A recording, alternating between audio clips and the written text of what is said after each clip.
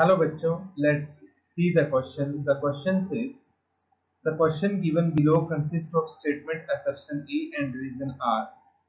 Option A, if both A and R are correct and R is correct reason for A.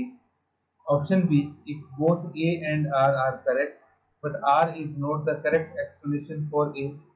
Option C, if A is true and R is false. Option D, if A and R are false. Assertion we have the enthalpy of formation of H2O liquid is greater than that of H2O gas, and the reason is enthalpy change is negative for condensation reaction H2O gas to H2O liquid. तो हमें ये बताना है कि water liquid की enthalpy of formation जो है वो ज़्यादा होती है as compare to H2O gas. So first of all we will write down the key concept,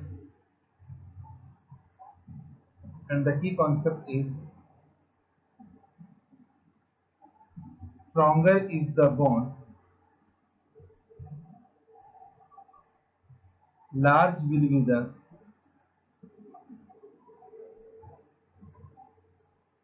the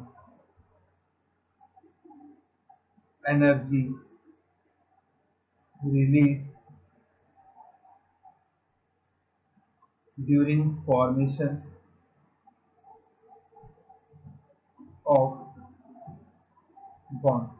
तो जितना स्ट्रॉन्ग बॉन्ड बनता है उसकी रिएक्शन जो होती है उतनी ही ज्यादा एक्सोथर्मिक होती है. अब हमारे पास यहाँ पे दो रिएक्शन दे रखी हैं. एक रिएक्शन में तो हमारे पास क्या हो रहा है, H2 प्लस हाफ O2 से मिलके बन रहा है H2O लिक्विड. इसको हम डेल्टा H1 मान लेते हैं. और एक बन रहा है H2 प्लस हाफ O2, जहां पे हमारे पास बन रहा है H2O गैस. इसके लिए हम मान लेते हैं डेल्टा H2. तो असर्शन में ये बोल रहा है कि जो डेल्टा H1 होगा वो ग्रेटर होगा as compare to delta H2. तो हम इस चीज को चेक करते हैं कि क्या ये चीज हमें सही है या नहीं. तो इसके लिए हम की कॉन्सेप्ट को यूज करते हैं. देखिए, अगर हम बात करें वाटर लिक्विड की, तो लिक्विड में जो मॉलिक्यूल्स होते हैं उनके बीच का जो फोर्स ऑफ अट्रैक्शन है, जो बॉन्ड होता है, वो स्ट्रॉन्ग होता है.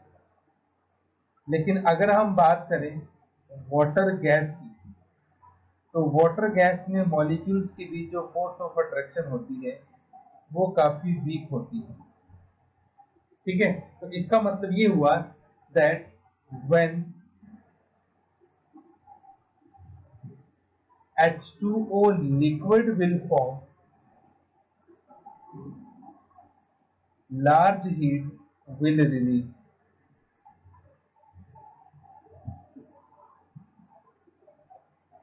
As compared to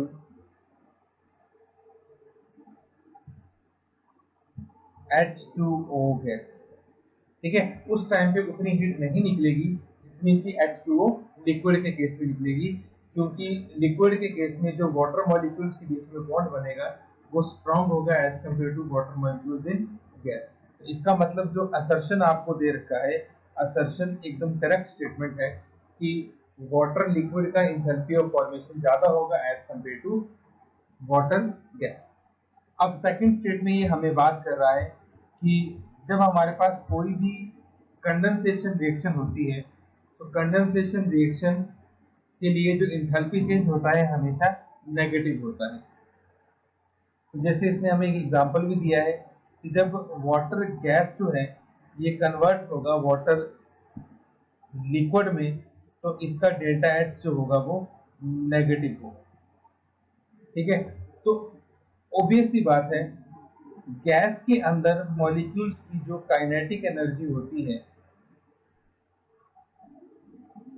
kinetic energy high होती है, जबकि लिक्विड में जो काइनेटिक एनर्जी होती है वो लो होती है. तो अगर आपके पास कोई भी मॉलिक्यूल है जो कि हाई काइनेटिक एनर्जी में है, तो अगर उस मॉलिक्यूल को लो काइनेटिक एनर्जी में जाना है, मतलब गैस से किस में जाना है, लिक्विड में, तो ऑब्वियस सी बात है ऐसा करते वक्त वो अपनी एनर्जी को क्या करेगा, लूज करेगा। तो जब एनर्जी को लूज करेगा तो वो रिएक्शन कैसी होगी, एक्सोथर्मिक होगी। तो जो रीजन में इसने स्टेटमेंट दे रखा है वो भी हमारे पास करेक्ट स्टेटमेंट है कि कंडेंसेशन रिएक्शन हमेशा एक्सोथर्मिक होती है। तो इस क्वेश्चन के अंदर हमारे पास जो असर्शन है वो भी करेक्ट है, जो रीजन है वो भी करेक्ट है। लेकिन आप देख सकते हैं असर्शन में हम कॉन्सेप्ट लगाते हैं स्ट्रॉन्ग बॉन्डिंग का, जबकि कंडेंसेशन के लिए हम रिएक्शन कॉन्सेप्ट लगाते हैं लॉस ऑफ एनर्जी का। तो रीजन कहीं ना कहीं असर्शन को मैच नहीं कर रहा है। तो ऑप्शन नंबर डी जो है वो तो गलत होगा, सी भी गलत होगा। ऑप्शन नंबर ए और बी में ऑप्शन नंबर बी हमारे पास करेक्ट होगा कि both A and R correct, but R is not the correct explanation for A, क्योंकि जो रीजन दिया गया है वो एक्चुअल में ए का रीजन नहीं है। तो हमारे पास यहाँ पे करेक्ट आंसर होगा option number B, both A and R correct but R is not the correct explanation for A. Hope you understood it well. Best of luck.